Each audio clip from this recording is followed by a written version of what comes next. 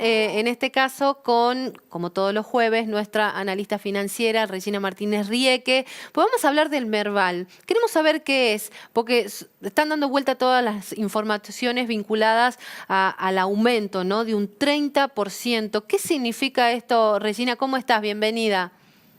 Hola, Caro, ¿cómo andás? ¿Qué tal? Bien, ¿cómo estás vos? Muy bien, muchas gracias. Qué bueno, Así Regina. es, vos sabés que estos días ha estado dando vuelta mucho en las noticias la impresionante suba que tuvo el índice Merval. Sí, Este 30% que vos mencionás es en un mes, en el último mes, un 30% en dólares, lo cual es muchísimo. sí, Entonces, bueno, muchas veces la gente se pregunta, ¿pero qué es el Merval? Como para entender qué es lo que está pasando, qué significa esa noticia. sí. El Merval es una abreviación de lo que significa mercado de valores. Cuando uno hace referencia al índice Merval, un índice es un número que resume el comportamiento de una serie de variables. En este caso, es un índice que refleja el comportamiento, el precio de acciones argentinas, de empresas. Es decir, acción, ¿qué es una acción? Una acción es una partecita de una empresa que Claro. tiene ofertas públicas, es decir, que cotiza en bolsa. Entonces, el índice líder te va a resumir el comportamiento, en este caso, de 22 acciones que son líderes. ¿Por qué? Porque son las acciones que más volumen tienen en el mercado, es decir, que más se operan. Sí. Actualmente son 22 acciones, entonces vos tenés, por ejemplo, Grupo Financiero Galicia, Banco Francés, YPF, Pampa Energía, Cresud, todas esas son papeles que componen el índice líder. Entonces, Sí. cuando uno ve que el índice subió un 30% en dólares, hay empresas que de repente en ese índice han subido un 60%, o sea, muy por arriba de ese 30%, y otras que de repente han subido, no sé, un 7%, ¿no? Entonces, en Argentina ese índice se llama Merval. Para que la gente tenga una idea, es el primo hermano en Brasil sería el índice Bovespa. En Estados Unidos tenemos varios índices, tenemos por ejemplo el índice Dow Jones o el Sí. índice S&P Sí. o el índice Nasdaq, donde cotizan empresas argentinas, porque es un índice de tecnología, el Nasdaq. Entonces, por ejemplo, Mercado Libre y Globant y Despegar son empresas argentinas, pero que no cotizan en la bolsa argentina, sino que cotizan en el Nasdaq, en la bolsa americana de tecnología. ¿Por qué están subiendo, Regi? ¿Por qué está subiendo este índice? Bueno, es una muy buena pregunta y yo muchas veces creo que no hay una respuesta exacta. Hay veces que realmente cambia el sentimiento de mercado Mm, porque realmente no hay un disparador, lo que nosotros en economía y finanzas decimos un driver, o sea, no hay un disparador, algo que diga que Argentina, por ejemplo, ha renegociado con el FMI o se ha claro. acomodado lo que es la política monetaria o la inflación, o se ha terminado con lo que es la monetización del déficit. O sea, las Sí. variables macro no, digamos, no han cambiado. Pero lo importante es que en las finanzas, en este caso los índices líder, o sea, ¿por qué estamos hablando de un índice líder? Porque un índice líder se anticipa a la actividad económica. Entonces, si nosotros vemos una recuperación tan marcada de la bolsa, lo que esto estaría indicando es que la crisis argentina está acercándose, digamos, al principio del fin. Un indicador líder empieza a recuperar Sí. entre 3 y 6 meses antes que lo hace la economía real. Ah, Entonces, mire. probablemente, Caro, en 6 meses, en un año, en 2, entendamos si esto realmente es un punto de giro y marca, confirma esta tendencia que estamos cada vez más cerca, digamos, del fin de la crisis y se viene un periodo de auge y de recuperación económica para Argentina. Sí. También, por supuesto, hay otros factores externos, como vos sabés, todo lo que tiene que ver con la recuperación, digamos, del precio de la soja y principalmente Brasil. Cuando Brasil crece aproximadamente un 1%, Argentina crece un 0,25%, o sea, que a Brasil le vaya bien para nosotros es muy importante. Sí. Y este índice líder brasilero, el Bovespa, viene recuperando muy bien y cuando uno ve lo que se llama la correlación, es decir, cuando dos variables se mueven juntitas, uno ve el índice líder brasilero y el índice líder argentino que tienen una correlación muy alta. Entonces, que a Brasil le vaya bien implica que a nosotros también nos va bien. Regi, ¿podemos esperar que esto siga subiendo? ¿Qué previsiones estás viendo, están analizando, se están haciendo con respecto bueno, al movimiento?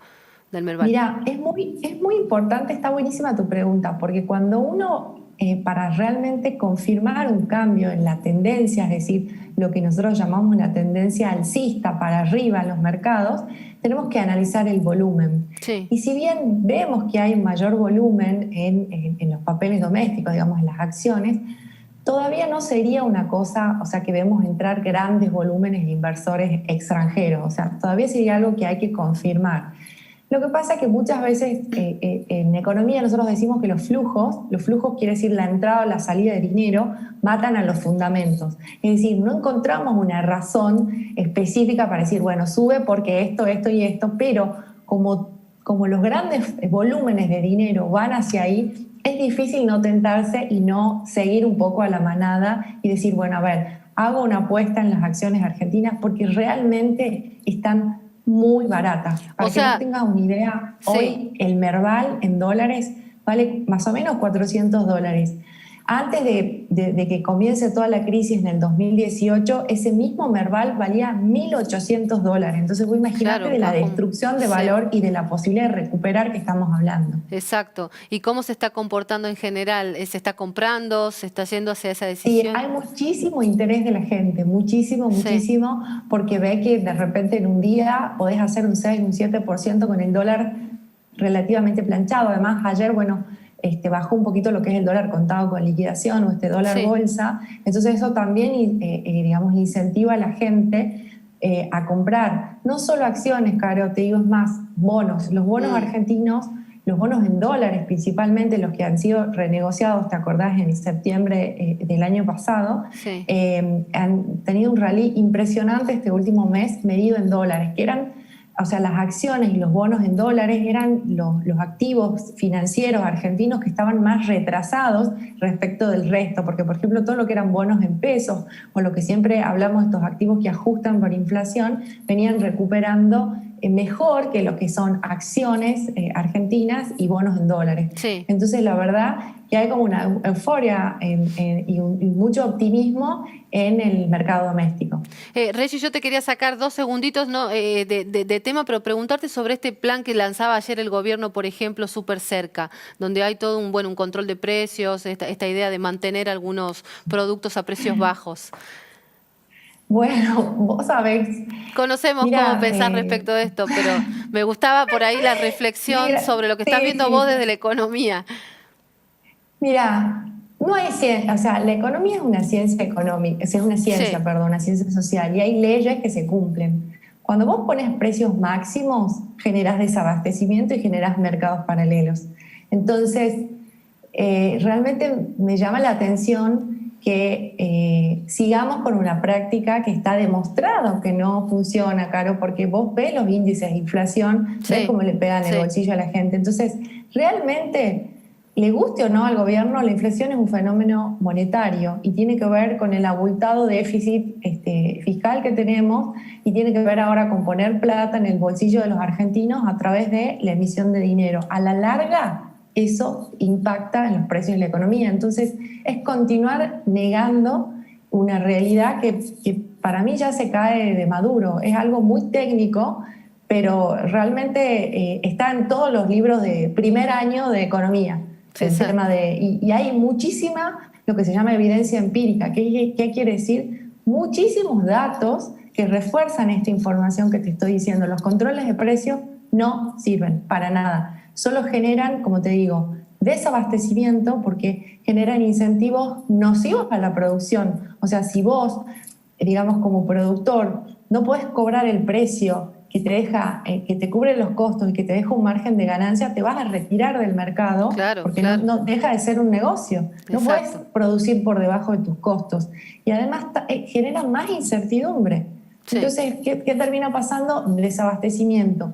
Y en muchos casos, como por ejemplo, fíjate en el caso del mercado del dólar, cuando te ponen el cupo de los $200, que generan mercados paralelos, Ujú, mercados en negro, que es sí, muchísimo más dañino como lo que es el dólar blue, porque es toda una economía que no está, digamos, dentro de lo que es el mercado formal, que no paga impuestos, bueno, con todas las distorsiones que eso genera y los costos adicionales incluso para el Estado, ¿no? A nivel de recaudación tributaria, a nivel de evasión impositiva y demás. Bien, Regi, como siempre, un placer escucharte. Muchísimas gracias. No, gracias a vos, Caro, que estés muy bien. Igualmente, un beso grande.